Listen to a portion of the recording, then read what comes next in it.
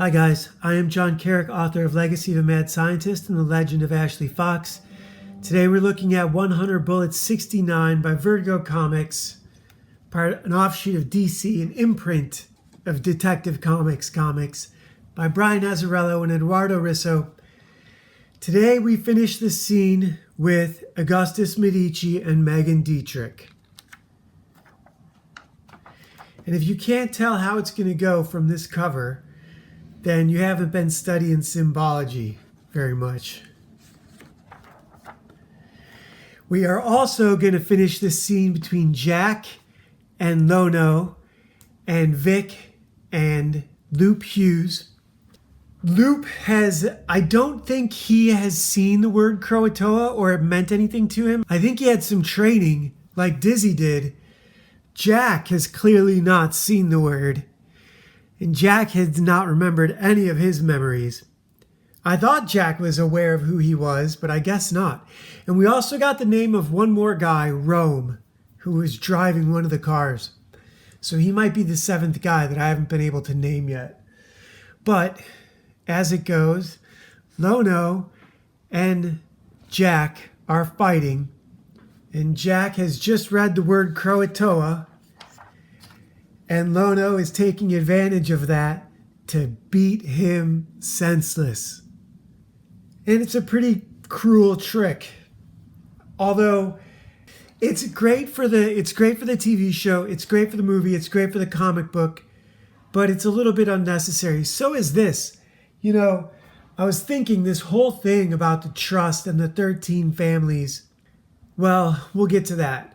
Here we get Megan and Augustus talking over the fact that she's been shot. And he is telling her that, yes, I did kill Carlito Fulvio, and the houses of Daniel Perez and Anwar Madrid have been cut up, but we're not going to kill Kasha and Vasco. And she is having a hard time with this because she's just been shot. So they have a little bit of back and forth. And what Augustus Medici does is really clever. Because right here at the bottom, when she challenges him with having killed Carlito Fulvio, and he tells her all the other stuff. But he also says, now see, this is what has got me thinking. I think Augustus Medici has been playing Megan Dietrich since her parents died. Since he was in his 30s and she was in her teens. And, so here he tells her he needs her, but there's some other stuff that happens from the past. And considering that we know that it was Vic who shot her, it's a pretty strong suggestion that Augustus Medici is the one who did it. He's the one who told Graves to tell Vic to do it, or told Vic himself to do it. And he probably told him to shoot her with a small caliber, hoping that she might live, knowing that either way he'd profit by it. That's great writing. So first off, it's great writing. Second off, it's not just characterization. Brian Azzarello has set all the pieces up perfectly. The way he's done this is he's made the world very small. And this is the part of it that doesn't make this like everything else. The fact that he created the trust and that he's limited the idea of the 13 richest families, it makes the world really small. And it makes it seem like they are all there is. There's some people who play this way with everyone. There was a really good couple of characters in Yellowstone. One of them was this guy, Neil McDonough, who took me forever to learn his name. He's got these bright blue eyes. I think his hair is all white now. But he was like this blonde actor for a long time, like a TV actor. And he and his brother were ripping people off. And when the Yellowstone family, the Duttons, finally caught up with them, and one of them, I don't remember who it was, got the younger brother under the gun, and he said, why did you do this? He says, what do you mean? He said, didn't you think we would fight back? He said, most people don't. And that's what we've got here is these 13 families who've agreed not to fight, and they're fighting. And the Minutemen are set up as their own sort of police force, and they don't control who. So there's a couple things that come out in this issue. We can't get the whole thing chronologically, right? We have to get it in a series of flashbacks because there's the present day, and then there's the story leading up to the present day. It's very hard to start a story that's going to be 100 issues in the present and never go back. It's very difficult to do. And Megan and Augustus here, he is telling her that what you need to do is see this as a badge of honor, that you have beaten death. You need to shame the people who did this to you. Put it in their face. Meanwhile, he's, putting hands on her, opening her shirt, and she's crying. So you should know where that's going. It's the opposite of this. But here we have Jack and Lono, and Lono is kind of winning because Jack is out of it, but Jack is fighting back. And then Lono finally knocks Jack down. And Vic gave Loop a bunch of money to bet. He told him to put it on the sure thing, and he put it on Lono instead of on Jack. This one page has a lot going on, from the elevator shaft to Javier Vasco and Axel Trent having a conversation that's been going on for 2 issues now. And if this were spread out over a couple months, that would be very difficult to keep track of what's going on. But it's written in such a way that you really kind of feel it. It's oppressive against this guy. This guy is being, and here's what happens. He says, I think it's best, Axel, if this is something you do for yourself. Here. Why should I make it easier for you, Javier? Why? Isn't that what you've been doing your entire life, making it easier for people? Let's not fight, we could talk.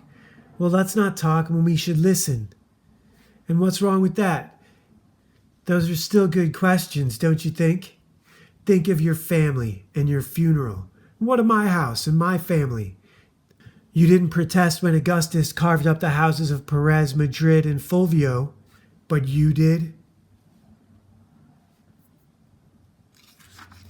I don't know what Javier's got on this old guy.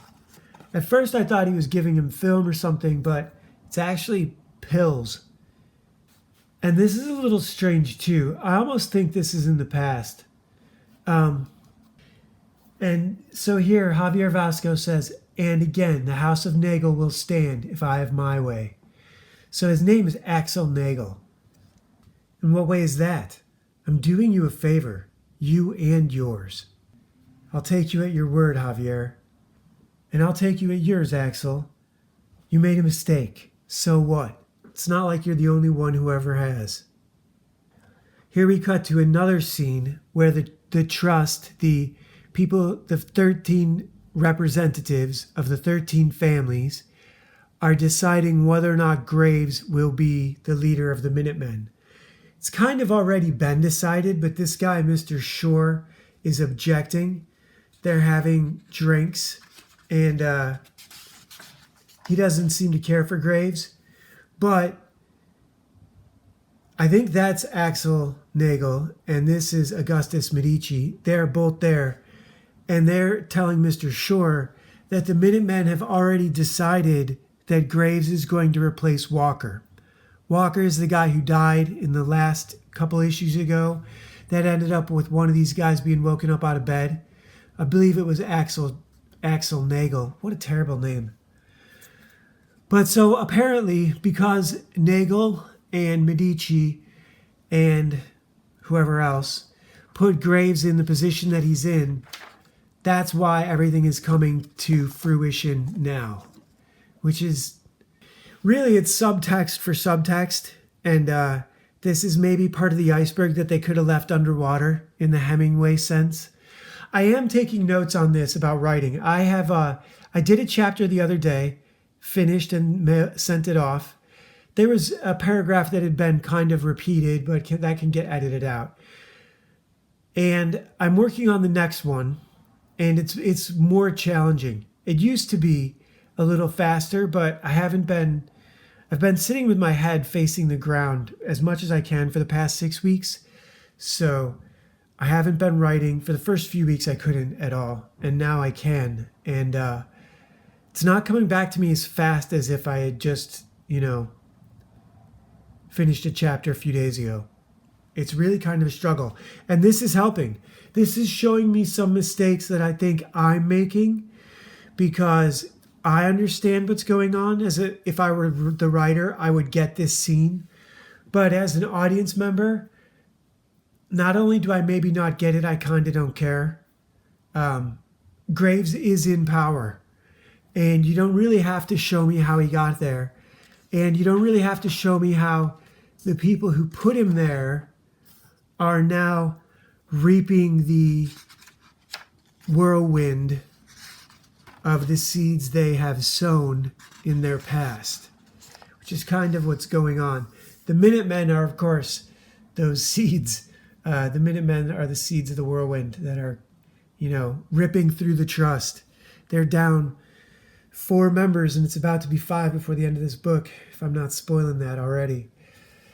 Jack and Jack, we're doing this flashback now, where Lono asks Jack if he's done.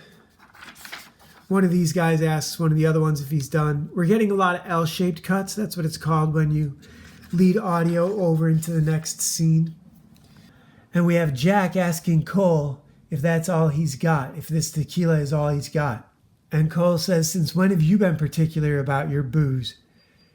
And Jack proceeds to slam it. This is interesting. This is actually kind of hard to follow. The images flow perfectly, but the dialogue is a little tough. So Jack says, "No, this bottle, is that all you've got?"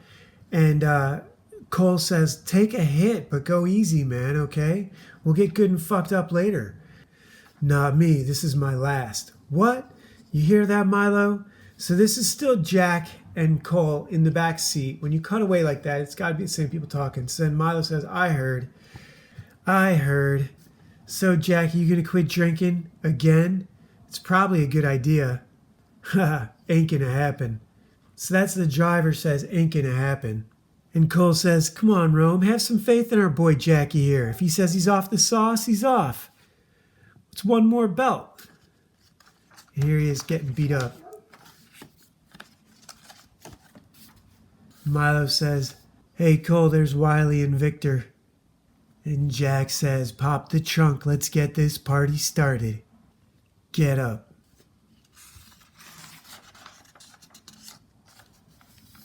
"Why should I?"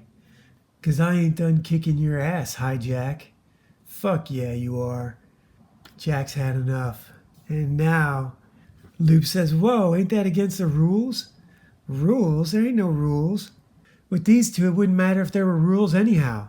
Oh, they're gonna kill each other." "No, they're not. They're just playing at that." This is messed up. Yeah, you're catching on, ain't you? Let me tell you, what you see is pain versus no pain. One guy, all he feels is pain, and the other guy can't feel anything at all because his head is fucked. Which is which? Which is gonna win? And it's not like it matters, because they're both motherfuckers anyhow, and rules are made to be broken. And here we have Axel Nagel, who's been fed the poison pills in the elevator because he helped Graves get into his position. And this guy's telling him, "You guys are stupid, you're fucking up. You just put your fate in this guy's hands." And he thinks he is fate. And finally we cut back to this. Megan being seduced by Augustus Medici, because that's been happening for years. Believe it. That is not new. As they're all breaking up from this little summit that they had, Shore tells them, with Graves as the head of the Minutemen now have an agenda. They want a house of their own. One of these guys is Dietrich and the other one is Nagel. So one of these guys is Megan's dead father, and the other one is the guy who just died in the elevator. And Mr. Shore says that with Graves as its agent and the backing of the houses, the Minutemen now have an agenda. And I believe that Graves wants a house of his own. And they look over at and ask Graves. He's right here. And I think if we didn't have an ad right here and we saw these two pages together, maybe it's better having an ad, because this doesn't really address that last panel. So Graves is looking at Mr. Short, and he looks over at the other two guys, and he says, I'm glad we're getting this out in the open, and I respect you saying this while I'm in the room. I want to assure you, Mr. Dietrich, Mr. Nagel, and Mr. Shore, that the Minutemen do not want a house of their own. We are perfectly happy being the judge, juries, and executioners. Ultimately, it's all we want. And what you're seeing is the separation between different types of people. They're saying the difference between business and the military. This is really kind of symbolic for the military-industrial complex, with these guys being soldiers who just want to fight, and these guys wanting to seduce the whole world and sleep with everybody's daughter. 69, it's appropriate. All right, talk to you guys tomorrow.